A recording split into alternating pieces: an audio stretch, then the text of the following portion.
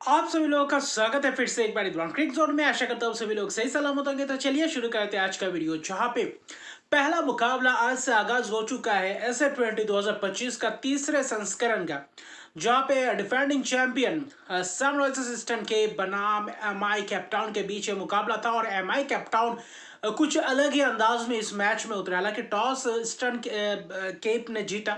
Sunrisers Eastern Cape ने toss जीतकर पहले गेंदबाजी करने का फैसला और MI कैपटाउन को बल्लेबाजी करने के लिए आमंत्रित किया था। और वहां पे राशिद खान कुछ हद तक देखे तो चाह भी रहे थे कि पहले बल्लेबाजी है, कोई बात नहीं। हालांकि थोड़े बहुत पिच के ऊपर थोड़ी बहुत ऐसा था कि थोड़ा बहुत धीमा भी हो सकता है, कहीं ना कहीं थोड़ा सा टर्न या स्पिन देखने को मिल सकता है। लेकिन जो शुरुआत दिखा रहा कि MI कैपटाउन द्वारा पहला जो पावर प्ले की शुरुआत करें, मार्को यानसन की बात करें या फिर रिचर्ड ग्लीसन की बात करें, या फिर दूसरी तरफ अगर आप देखें तो बियर्ड स्वेन पोल की बात करें, तो वहां पे कोशिश की थी अच्छी खासी गेंदबाजी करने के लिए। मार्को यानसन जबरदस्त पहला स्पेल रहा। अगर आप पावर प्ले की बात करें तो वहां पे उतना खास बल्लेबाजी नहीं कर पाया। और पावर प्ले के अंदर कहीं ना कहीं वेंडर डसन और रिजा हेंड्रिक्स को पहले चलता किया था पहले ही ओवर में। कवर्स किया तो कैच रिजा हेंड्रिक्स शून्य पे, फिर कॉनर एस्टरविजन आए थे। तो वहां पे युवा बल्लेबाज ने कोशिश की थी। फिर तीसरे ओवर्स में दूसरे ओवर में कहीं ना कहीं कुछ शॉट्स लगाए, जबरदस्त शॉट्स लगाए कहीं ना कहीं, और वहां से मोमेंटम को शिफ्ट करने की कोशिश कर रहे थे कहीं ना कहीं। अगर आप वहां पे कैपटाउन की बात करें तो फिर रिचर्ड ग्लीसन आए। ग्लीसन ने भी अच्छी खासी गेंदबाजी की। रिचर्ड ग्लीसन आज कहीं ना कहीं इस मैच में पूरी तरीके से प्रभाव डाला, जैसे गेंदबाजी करने के लिए आया, शॉर्ट ऑफ लेंथ डिलीवरीज भी किए, अच्छी खासी बाउंस भी मिला, एक्स्ट्रा बाउंस भी मिला। तो ऐसा लग रहा था कि डबल पेस विकेट है कहीं ना कहीं जब स्पिनर्स आए, क्योंकि पावर प्ले तक अगर देखें तो 3 विकेट्स गंवा चुके थे। रिचर्ड ग्लीसन के ओवर में 2 चौके लगाने के बावजूद भी टॉप एज लगा और वहां पे कैच कहीं ना कहीं दे बैठे। और जबरदस्त कैच पकड़ा कहीं ना कहीं स्वेन पोल ने कॉनर एस्टरविजन के बल्लेबाजी में, खासतौर पे 22 रन बनाए थे। वेंडर डसन पावर प्ले के बाद ही एक चौका लगाया था लियाम डॉसन के ओवर में, वहां पे तीसरी गेंद पे हल्का सा नीचे रह गए, वहां पे बोल्ड हो गए। क्योंकि देखें तो कॉलिन इंग्रैम कोशिश किए थे पहला टॉप ऑर्डर के कहीं ना कहीं 3 विकेट्स पावर प्ले के करीब, पावर प्ले में 36 रन जोड़ पाए थे। फिर पावर प्ले के बाद स्पिनर्स को लाए थे और स्पिनर्स अच्छी खासी, भले ही रन्स गए हो, छक्के चौके लगाए हो, लेकिन अच्छी खासी स्पिन दिख रहा था। साइमन हार्मर की बात करें तो वहां पे अच्छी खासा स्पिन दिखा। वहां पे लियाम डॉसन को भी अच्छी खासी छक्के लगाए थे। लेकिन तब आए थे डिवल ब्रेविस और कॉलिन इंग्रैम के बीच जो वो साझेदारी, वो कहीं ना कहीं महत्वपूर्ण साझेदारी। और डिवल ब्रेविस की वो जो मैं कहूंगा जो छोटी सी पारी थी, छोटी सी पारी, ज्यादा गेंदें खेले नहीं, लेकिन ताबड़तोड़ अंदाज में बल्लेबाजी किया। 15वें ओवर तक बल्लेबाजी करते हुए दिखे। आखिरी 5 ओवर में भी कहीं ना कहीं ऐसा लग रहा था कि शायद फिर से वही MI कप्तान उतना खास रन बटो नहीं पाएंगे, और वो ही हुआ था। लेकिन उस बीच जो 90 रन के करीब जोड़े थे मिडिल ओवर्स में, पावर प्ले में 36 रन पे 3 होने के बावजूद भी स्पिनर्स ने भी गेंदबाजी की। सीमन हार्मन ने भी कोशिश की थी वहां पे, खासतौर पे देखे तो बेयर स्वैनपोल एक ओवर में 14-16 रन दिए थे। वहां पे छक्के चौकों की बौछा की थे, 2 लगातार छक्के जरे थे ड्यूवल ब्रेविस ने।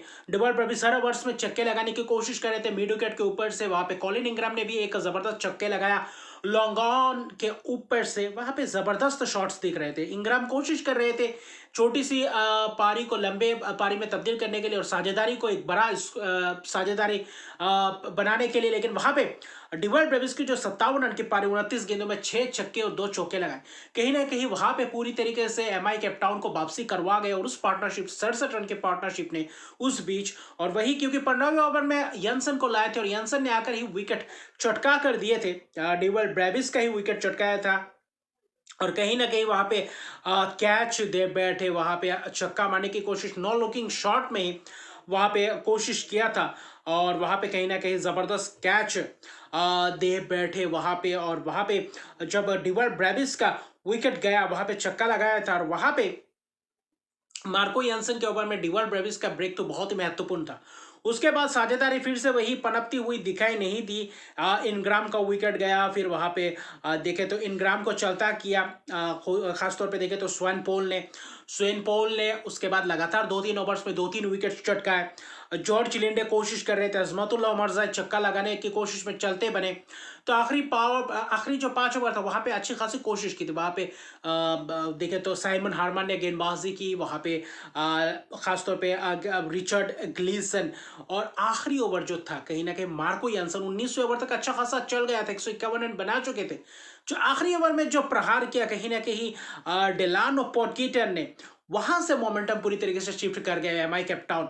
और जहां पे 17 गेंदों में 23 रन की नाबाद पारी जॉर्ज लिंडे, उनके साथ 12 गेंदों में 25 रन की पारी, 2 छक्के 1 चौकों की मदद से, और मार्को यानसन जो किफायती स्पेल कर रहे थे आखिरी ओवर में जो 23 रन गए, वो कहीं ना कहीं मोमेंटम को पूरी तरीके से चेंज कर दिया। और एमआई कैपटाउन 174 रन के करीब पहुंच गए 7 विकेट के नुकसान पे। और आखिरी जो 42 रन की पार्टनरशिप थी पोर्टगेटर और लिंडे के बीच, वो कहीं ना कहीं बहुत ही महत्वपूर्ण वो पार्टनरशिप बन गया था। हालांकि 2 विकेट रिचर्ड ग्लीसन 4 ओवर में 22 रन देकर महत्वपूर्ण स्पेल्स किए पावर प्ले में भी, और डेथ ओवर्स में भी मार्को यानसन ने भी कोशिश की थी 15वें ओवर में जो ब्रेक तो दिलवाया था डिवल ब्रेविस का, जो 57 रन बना के खूंखार दिख रहे थे।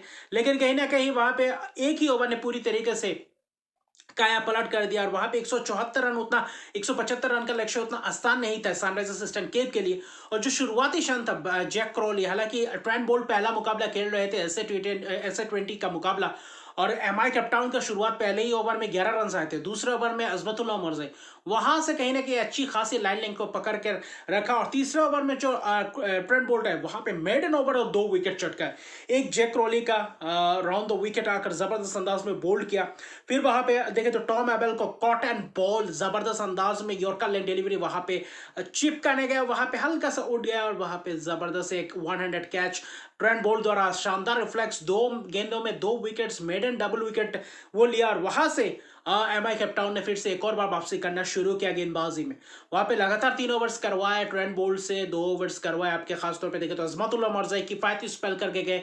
पावर प्ले में रशीद खान आए थे, एक छक्का लगाया था एडन माकरम कप्तान ने, क्योंकि जॉर्डन हार्मन उसके अगले ही ओवर में चलते बने। हालांकि फ्लिक करने की कोशिश में कॉर्बिन बॉच की शानदार कैच स्क्वायर लेग के दरमियान वहां पे। फिर वहां पे देखे तो जो ट्रेंट बोल्ट ने जो विकेट्स कहीं ना कहीं चटकाया था अजमतुल्लाह उमरज़ाई, तो लगातार जॉर्डन हार्मन की वो शॉट कहीं ना कहीं बनता नहीं था उस वक्त। लेकिन माकरम और स्टब्स ऐसा लग रहा था वो कारनामा कर पाएंगे जो डिवाल ब्रेविस कर रहे थे, डिवाल ब्रेविस और कॉलिन इंग्राम की वो पार्टनरशिप। लेकिन कहीं ना कहीं उस बीच स्पिनर रशीद खान ने भी अच्छी खासी किफायती किए, उस बीच रोक के रखा था, चौके चौके लगने नहीं दिया, और वहां पे पूरी तरीके से प्रेशर में थे जस्टिन स्टब्स और एडन माकरम, क्योंकि रिक्वायर्ड रेट बढ़ता जा रहा था। वहां पे जो स्पेल था वहां पे कॉर्बिन बॉश ने भी अच्छी खासी गेंदबाजी की। फिर जॉर्ज लिंडे, और 11वें ओवर में जो डिलानो पोर्टगेटर आए थे, उस ओवर ने पूरी तरीके से मैच में गिरफ्त बना दिया था। उस ओवर में जो 3 विकेट चटकाए ट्रिस्टन स्टब्स को जो जॉर्ज लिंडे ने चलता किया। फिर वहां पे देखे तो पोर्टगेटर ने बेयर्स और स्वैन पोल को शानदार पहला गेंद अंदर आती हुई गेंद वहां पे मिडिल स्टिक।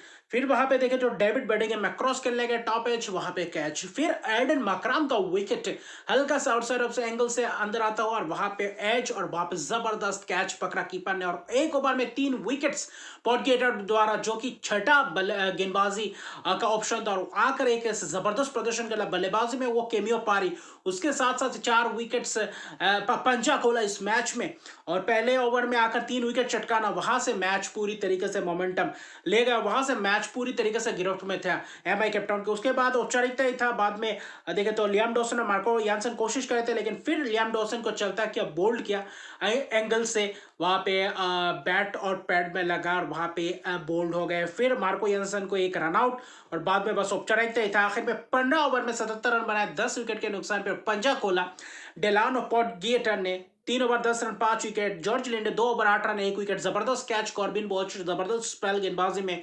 रशीद खान को थोड़ा बहुत चौके पड़े, लेकिन अच्छी खासी कप्तानी दिखा। और शुरुआती क्षण में जो Trent Boult 3 over 1 maiden 16 run 2 wicket, शानदार ऐसे 20 की शुरुआत। और वहां पे अजमतुल्लाह उमरज़ाई की किफायती स्पेल 1 विकेट 7 रन 2 ओवर्स में। भले ही बल्लेबाजी में वो योगदान ना दे पाए हो, लेकिन गेंदबाजी में जबरदस्त दिखा और जबरदस्त फील्डिंग दिखा एमआई कैपटाउन। हालांकि ऐसे 20 का एक और बात है, यहाँ पे आप बोनस पॉइंट भी अर्जित कर सकते हैं। मैच जीतने के 2 पॉइंट्स और 139 रन के अंदर रोकना था 20 ओवर्स में। अगर बोनस पॉइंट मिलना है तो वहां पे, और एमआई कैप्टन ने वो कारनामा करके दिखाया। 77 पे ऑल आउट कर दिया 15 ओवर 5 ओवर बाकी रहते और 97 रन की शानदार जीत, करीबन 100 रन, 3 रन कम 100 रन, और इतना बड़े मार्जिन से जीतना एक पहले ही मैच में। और जो एमआई कैप्टन पहले 2 सीजन में कारनामा कर नहीं पाए, बॉटम ऑफ द टेबल रहे थे, इस सीजन कुछ अलग ही अंदाज में दिख रहे हैं और रशीद खान की अगुवाई में कुछ इस सीजन अलग ही परफॉर्मेंस दिख सकता है एमआई कैप्टन द्वारा। और सनराइजर्स असिस्टेंट केप की एक करारी हार अपने घर पे, तो लाजवाब जीत एमआई कैप्टन द्वारा, और पहली बार SA20 में सनराइजर्स असिस्टेंट केप के खिलाफ एमआई कैप्टन की जीत। और लाजवाब शुरुआत, किक ऑफ जबरदस्त अंदाज में, पहला मैच जबरदस्त रहा, गेंदबाजी, बल्लेबाजी, फाइफर भी दिखा, हाफ सेंचुरी भी दिखा, छक्के भी दिखे और वहां पे विकेट्स भी गिरते हुए दिखे। तो अभी के लिए इतने रहे। मेरे चैनल को सब्सक्राइब नहीं करते, मेरे चैनल को सब्सक्राइब कर दीजिए, लाइक शेयर कमेंट जरूर कीजिए। और कल का दूसरा जो मुकाबला है 9 बजे भारतीय समय के अनुसार, वो होगा डरबन सुपर जायंट्स बनाम प्रीटोरिया कैपिटल्स। ये भी एक महत्वपूर्ण मुकाबला देखने को मिलेगा। तो मिलते हैं अगले वीडियो में, तब तक के लिए गुड बाय।